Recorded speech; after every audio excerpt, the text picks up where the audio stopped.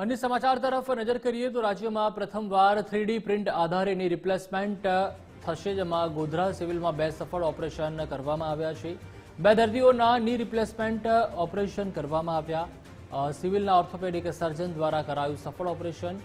पीएमजे card योजना अंतर्गत निःशुल्क ऑपरेशन सेवा चाली रही है। अंदाजित 2 लाखथी वधु खर्चनुं ऑपरेशन तद्दन मफतमां थई रह्युं छे।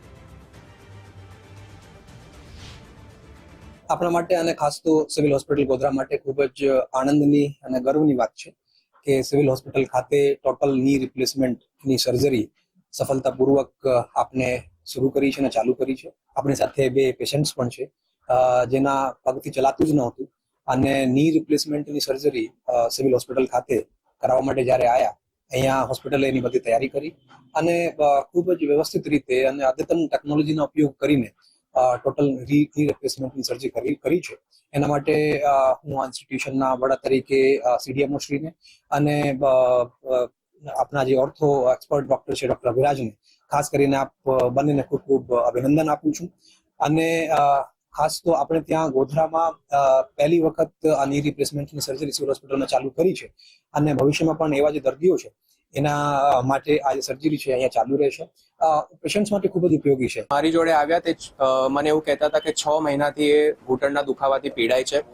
એમણે ઘણી જગ્યાએ દેશી દવા અને દરેક પ્રકારની દવા ઘણા કરીને એમને ઘણા પૈસા બી ખર્ચ્યા હતા અને એમને કોઈ જાતની દુખાવામાં રાહત નથી પ્રાપ્ત થઈ।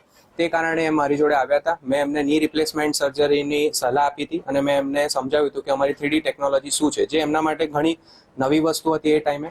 એટલે મેં એમને કીધું તમે મારા પર વિશ્વાસ રાખો અને બધું સરસ થશે। એટલે એમને વિશ્વાસ રાખીને અમારી જોડે સર્જરી કરી અને અમે એમને 3D ટેકનોલોજી વડે ઓપરેશન કરી આપ્યું અને આજે અમે એમના 2 અઠવાડિયા પછી એમના ટાંકા કટ કર્યા છે અને એમને કોઈ જાતની તકલીફ નથી।